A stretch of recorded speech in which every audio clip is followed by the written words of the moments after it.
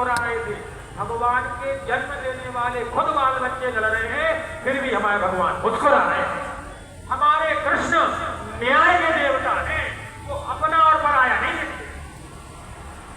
न्याय के देवता हैं, वो चाहते तो अपनी मैया देवकी के मरे हुए 6 पुत्र जन्म वापस ला सकते थे, लेकिन नहीं। मैया ने एक बार मांगा कि बेटा हम अपने पुत्रों का मुख नहीं देख पाए, तो भगवान क्षण भर के लिए उन पुत्रों के दर्शन कराते हैं और उनको वापस देते हैं। भगवान चाहे तो अपने संग के बड़े हो रहे, लेकिन नहीं, अपना पराया नहीं देखते भगवान। सब लड़ने लगे, हथियार खत्म हो गए, तो कोई एरा नाम की घास थी, उसी घास से एक दूसरे को मार डाला था। मछली पकड़ ली एक जरा नाम के शिकारी ने, मछली में छोटा सा टुकड़ा निकला लोहे का, तो सूप पीट के बाण के सामने लगा दिया। भगवान के चरणों में चिन्ह है, बड़े नरम चरण है भगवान के कोमल।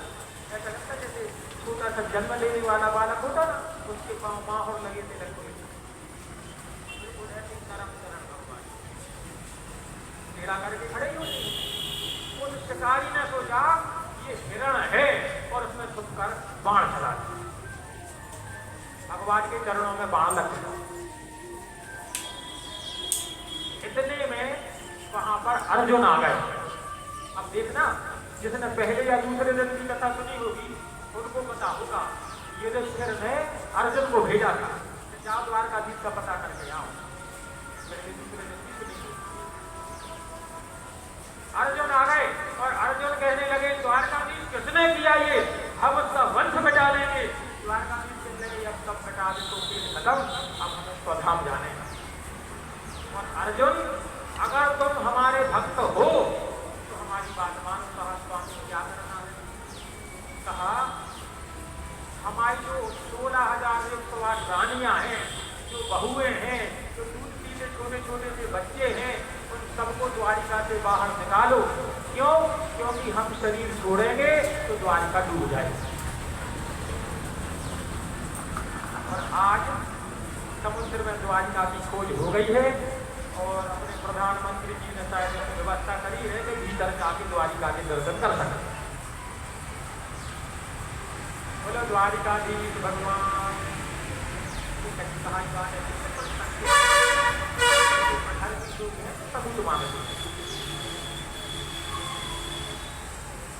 अर्जुन गए द्वारकाधीश के दूध में बदले। इसके पहले पूरी धोनी की बात की थी और पूरी हमने दूसरे बनाई। धोनी की बात की थी को अपना वांगमय रूप, वाणीमय मूर्ति श्रीमद् भागवत कथा पढ़ते हैं भगवान और कहते हैं उद्धव, तो गोवर्धन की परिक्रमा में कुसुम सरोवर के यहाँ बैठकर नित्य ये भागवत सुनाना। और भागवत सुना रहे हैं और गोवर्धन की परिक्रमा में जब कुसुम सरोवर बनता है वो लाइट रहती है दर्शक करे वो तो वहां था नहीं कह पाता। ये कोई नहीं था और यहाँ था, ये कोई नहीं है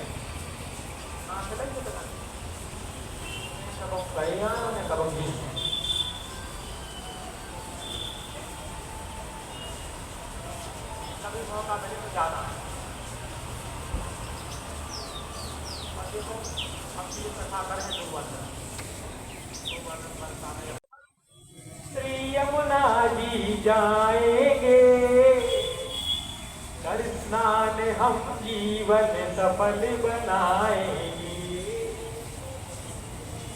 क्या करेंगे वहाँ? यमुना जी में स्नान करेंगे, राधा का नाम भजेंगे, भगवानों के दर्शन करेंगे। ऐसा नहीं करना कि दर्शन करके सीधे कचौड़ी और सब्जी, सीधे लस्सी, राधे हंसी क्यों भटके खड़ा माथा। यहाँ वहां नहीं भटकना, कहाँ जाना है? चलो मन श्री वृंदावन धाम, जपेंगे वहां राधे राधे राधे राधे नाम। मिलेंगे कुंज बिहारी और कर कांवरकारी। मिलेंगे कुंज बिहारी और के कांवरकारी। चलो वन श्री वृंदावन धाम। चलो वन श्री वृंदावन धाम। चले राधे राधे राधे राधे राधे राधे राधे राधे। मिलेंगे कुंज बिहारी और के कांवरकारी। ओ मिलेंगे कुंज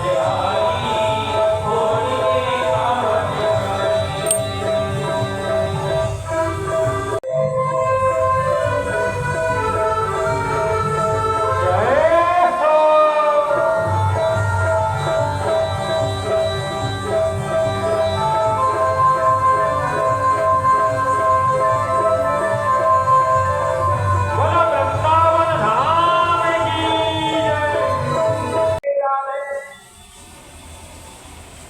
तो भगवान अर्जुन को सेवा सौंप देते हैं। भगवान स्वधाम चले जाते हैं और भगवान के जाने के बाद अर्जुन कोल भीलों से लुट जाते हैं। इसके बाद ये संक्षिप्त भाग बता रहे हैं। ध्यान से सुनिए 5 मिनट। सुखदेव भगवान कथा सुनाते हैं कि परीक्षित अर्जुन कोल भीलों से लुटकर युधिष्ठिर के सामने जाते हैं। युधिष्ठिर को भगवान के स्वधाम जाने की कथा सुनाते हैं और हे राजन, भगवान के स्वधाम जाने की कथा सुनते माता कुंती प्राणों को छोड़ देती हैं।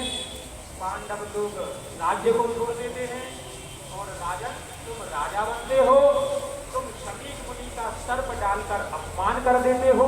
मुनि पुत्र संगी तुम्हें श्राप दे देता है। 7 दिन बाद तक्षक आएगा, तुम्हें काटेगा, तुम मर जाओगे।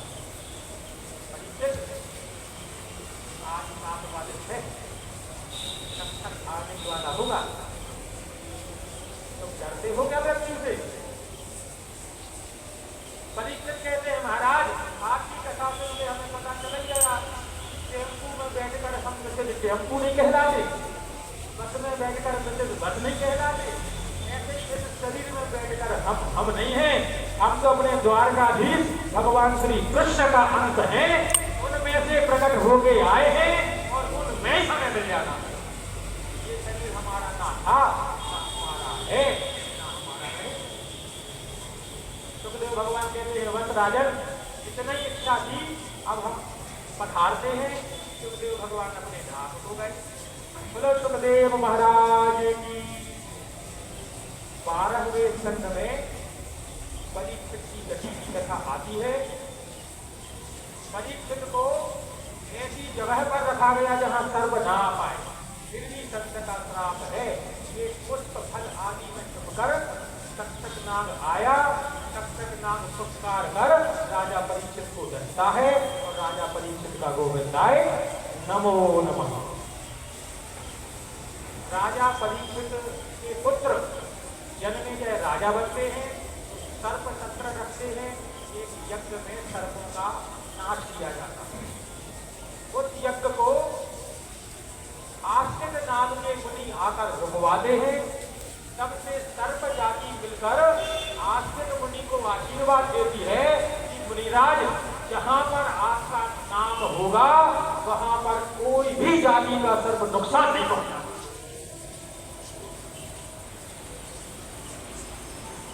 इसके बाद मार्कंडेय मुनि की कथा आती है। मार्कंडेय मुनि कहते हैं हमें प्रलय देखना। तब मार्कंडेय मुनि को प्रलय दिखाया जाता है और प्रलय में अथाह जल भरा हुआ था। अथाह जल नीचे लग जाते हैं, ऊपर तक आते हैं, गोते खा खा के मार्कंडेय मुनि परेशान हो जाते हैं। कुछ भी दिखाई नहीं देता उनको। एक पीपल के पत्ते पर एक नवजात शिशु दिखाई देता है जो नील वर्ण का है, जो अपने पांव का अंगूठा अपने मुख में खा रहा है। जब प्रलय हो जाता है तब कुछ भी नहीं बचता।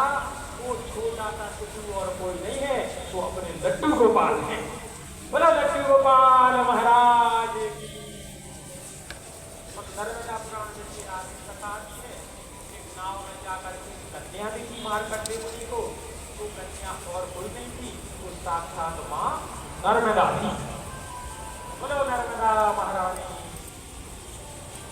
तो ऐसे भागवत के 12 स्कंध पूर्ण होते हैं। यहाँ पर सूत जी महाराज भी अपनी वाणी को विराम देते हैं। सूत जी महाराज का जयकारा लगाएं। बोलो सूत जी महाराज की जय। श्रीमद् भागवत महापुराण की जय। सुखदेव भगवान की जय। व्यास नारायण भगवान की जय। भागवत कराने वालों के पुरखों की जय। राधे राधे। यस्य सर्व पापो प्रणाशनम प्रणामो दुख मनस्तस्तम नमामि हरिं परम। बोलो भागवत भगवान की। तो हम भी अपनी वाणी को विराम दें। हरिओम तत्सत, हरिओम तत्सत, हरिओम तत्सत। अब भगवत साहब आगे जो कार्यक्रम है